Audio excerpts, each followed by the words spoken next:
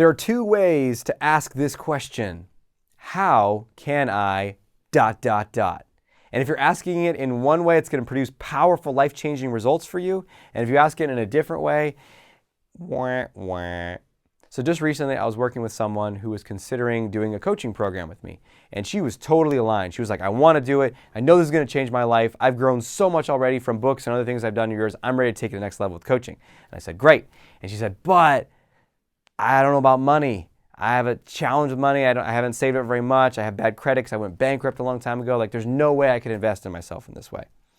And she said, how do I get the money? I mean, I don't even know how I would get the money. And I said, it's interesting the way you're asking that question. And maybe you asked that question. You're like, how would I get the money? Or how would I on earth be able to date someone? How do I approach that person and start a conversation? I don't even know how to approach that person. I don't even know what to say. How do I know? How do I know? Right? And when we ask it that way, notice that energy and that tone. Is that a tone and an inquiry that's actually going to produce results?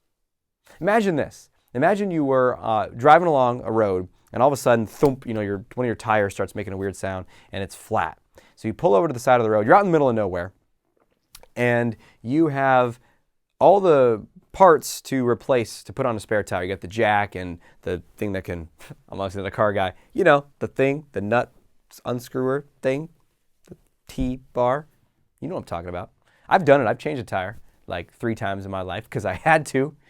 And you have all the stuff, but there's no one that's going to help you. Stranded desert road, right?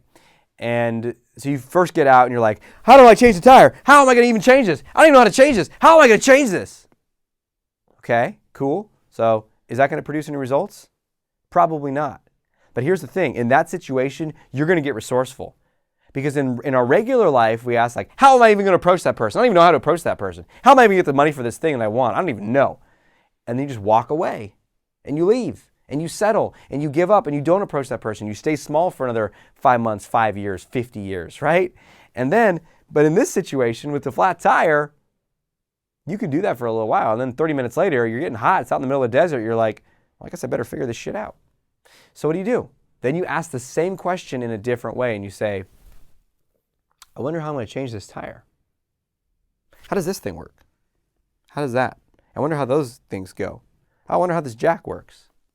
And all of a sudden, you just start to really problem solve. That's what the second tone is. It's really problem solving.